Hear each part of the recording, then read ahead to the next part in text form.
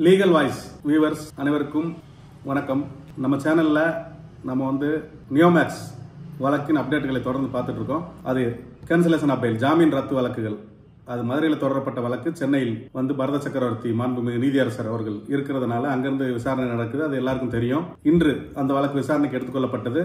இது எந்த ஸ்டேஜ் அப்படின்னு சொல்லும்போது வேல்யூஷன் ஆஃப் ப்ராப்பர்ட்டிஸ், சொத்துக்களை மதிப்பீடு செய்து அதுக்கப்புறம் தான் ஃபர்தர் ப்ரொசீடிங்ஸ் போகணும்னு சொல்லி இருக்கிறாங்க. அதுக்காக இன்னைக்கு வந்து விசாரணை நடைபெற்றது. அந்த விசாரணையில அரசு தரப்பு கூடுதல் குற்றவியல் வழக்கறிஞர் அடிஷனல் பப்ளிக் ப்ராசிக்யூட்டர் முனியப்பராஜ் அவர்கள் வந்துட்டு ஒரு அறிக்கை தாக்கல் செஞ்சிருக்காரு. அதுல வந்து 7 மாவட்டத்தில் அந்த மதிப்பீடு செய்யும் பணிகள் முடிவடைந்து விட்டது.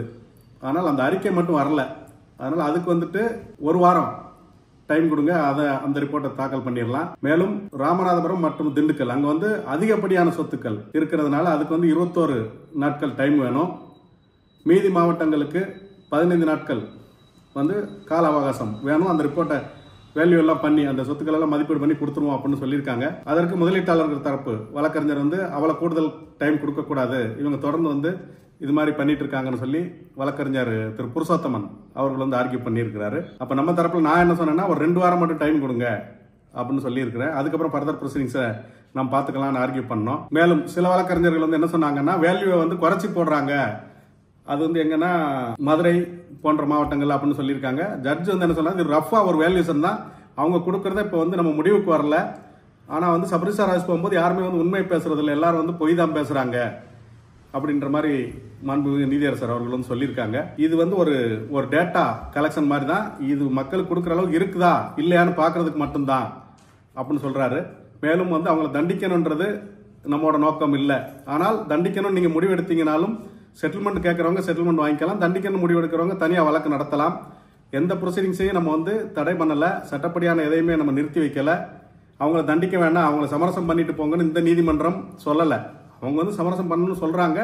சொத்துக்கள் தேவையான சொத்து இருக்குன்றாங்க. தேவையான மக்களுக்கு அந்த இந்த சொத்துக்களோட மதிப்பீடுகள் முடிஞ்சதுக்கு அப்புறம் அதை வேணுன்றவங்க வாங்கிக்கலாம், வேண்டான்றவங்க வழக்கை எதிர்த்து நடத்தலாம்.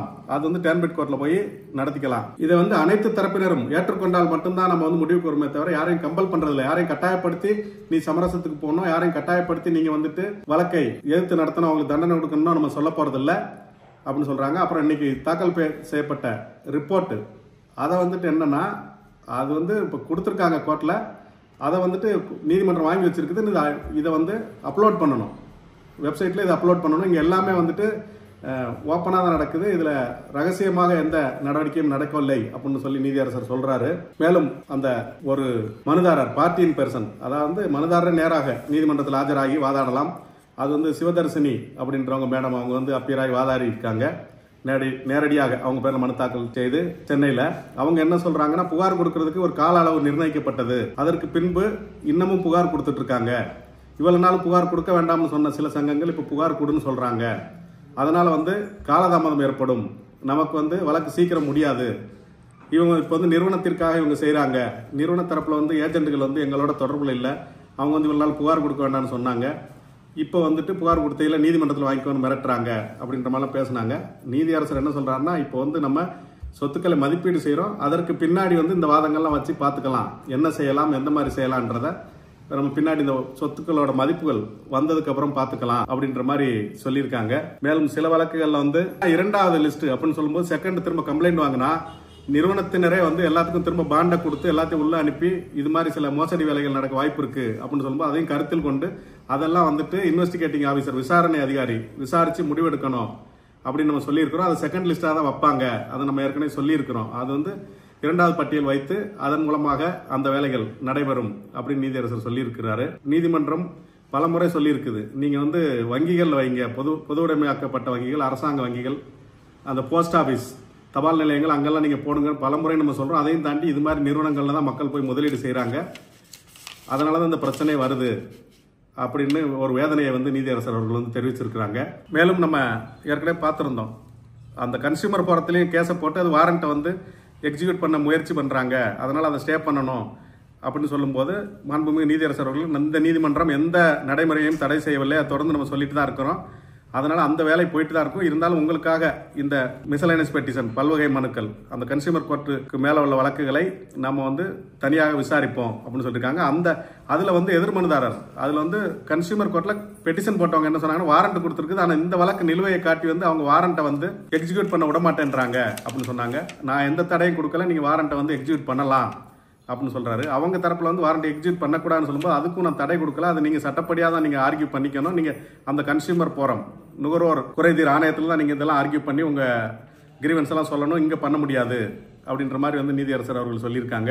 மேலும் வந்துட்டு அந்த மனுதாரர்கள் தரப்புல முதலீட்டாளர் தரப்பு வழக்கறிஞர் புருஷோத்தமன் அவங்கள பார்த்துட்டு நீதியரசர் என்ன சொன்னார்னா, நீங்க வந்து அவங்களை தண்டிக்கணும்னு விரும்புறீங்க அப்படின்னு கேட்கும்போது அவர் நான் தண்டிக்கணும்னு விரும்பல, நீங்க கம்பெடுத்து அடித்தால் இன்னும் அதிகமான சொத்துக்கள் வெளிவரும், மக்களுக்கு அதிகமான பணம் கிடைக்கும் தான் சொல்றேன். எங்களோட நோக்கம் தண்டிக்கணும்ன்றதுல எங்களோட நோக்கம் வந்து முழு பணமும் கிடைக்க வேண்டும் அப்படின்றதான் அப்படின்னு சொல்லி அவர் ஆர்கியூ பண்ணியிருக்கிறாரு. நாம வந்து எந்த தரப்பையுமே நாட் ஃபோர்ஸ் அப்படின்னு சொல்றாரு அவர். அது நிறுவன தரப்பா இருக்கட்டும் முதலீட்டாளர் தரப்பா இருக்கட்டும் யாரையுமே நம்ம ஃபோர்ஸ் பண்ண முடியாது. இது வந்து வித்தவுட் ப்ரிஜுடிஸ் ப்ரொசீடிங்ஸ் தான். இதுல கடைசியில நம்ம பார்ப்போம் இது செட்டில் ஆகுமா ஆகாதான்றதை பார்ப்போம். செட்டில் ஆகணும்னு நினைக்கிறவங்க வாங்கிக்கலாம், செட்டில் ஆக வேண்டாம்னு நினைக்கிறவங்க நீதிமன்றத்தில் வழக்கை நடத்தி அவங்களுக்கு தண்டனை வாங்கி கொடுக்கலாம்.